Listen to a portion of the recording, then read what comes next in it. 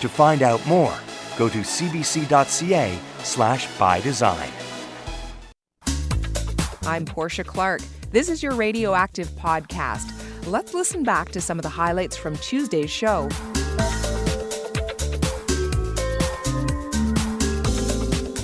Well, 2 years ago, Manwar Khan tried in vain to save a fellow LRT passenger who was being beaten. That experience turned Manwar Khan into an opponent of violence and a champion of active citizenship. This past Sunday, Manwar Khan brought his message to a walk for life opposing family violence, saying we all need to stand up and intervene when we see violence in the home and in the street.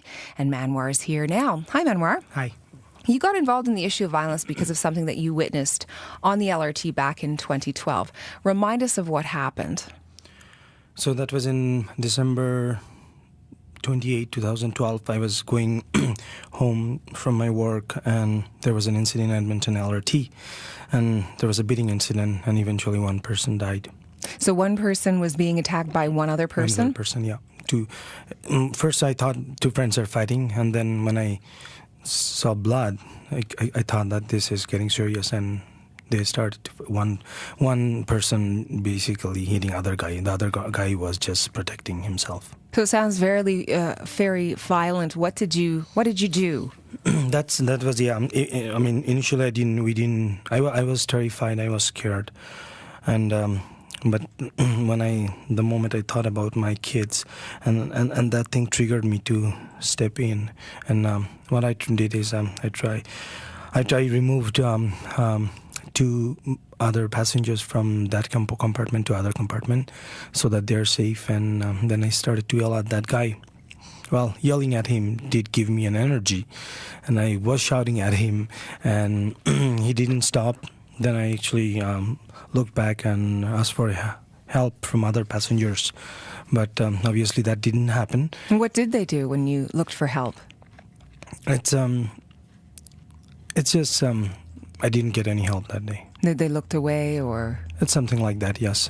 It's just, I mean, when I was asking that I need two people to help and grab this guy maybe, or actually, nobody stepped forward that day. Yeah. Do you understand that response that you got, or I guess didn't get, that nobody stepped up?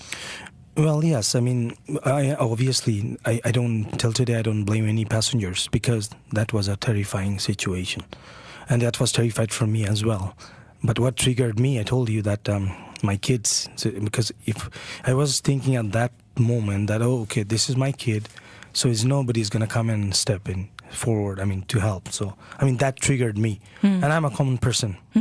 Looking back, what difference, though, might it have made if other people had joined you and tried to, as you say, attack that guy or pull him off, or? See, at that time, I was really emotional. When I saw that, I was scared and I was angry, and I tried to help. But again, I really don't encourage anybody to go and physically intervene, because things could have gone worse.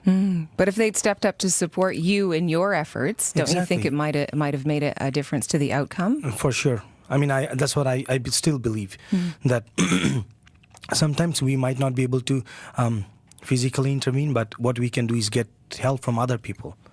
These are the bystanders. We are bystanders. That's what we are talking about. And we have the power.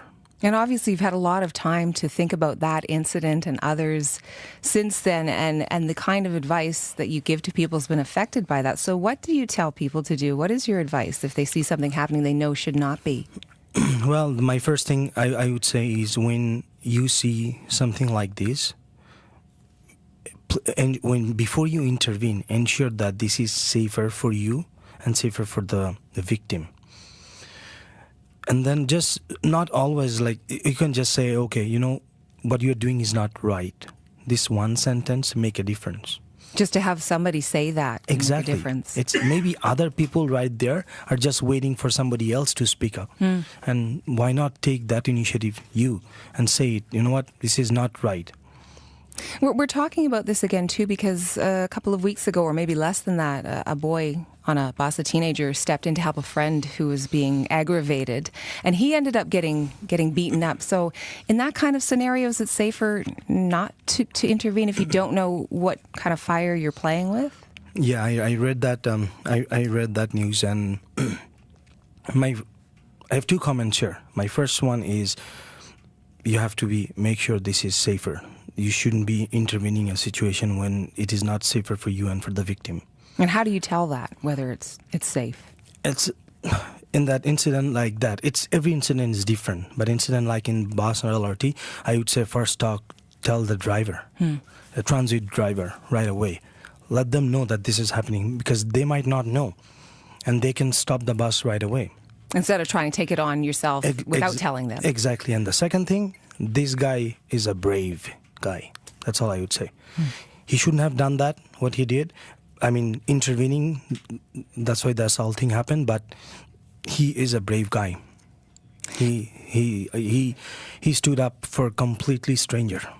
Why have you made this your mission now? You've led rallies, you talk about this now. It's kind of changed your life, it sounds like, Manwar.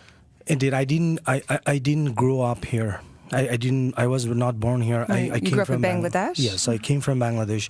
My kids are born here. They were born, and they're going to grow up here. They're going to stay here. This is a wonderful country. And all I can do is want to make sure this place is safer for my kids. This is my part I'm doing. That really cannot guarantee anything, but all I can do is do my best. Safer place for my kids. That is my personal interest here. Yeah. And so are you planning to continue this kind of work? Yes, I have. So far, I have did 7 rallies in Alberta. I'm trying to go to every major cities in this province and create the awareness. Before you stop violence or bullying, the first thing I would say is create the awareness, and that's exactly what I'm trying to do.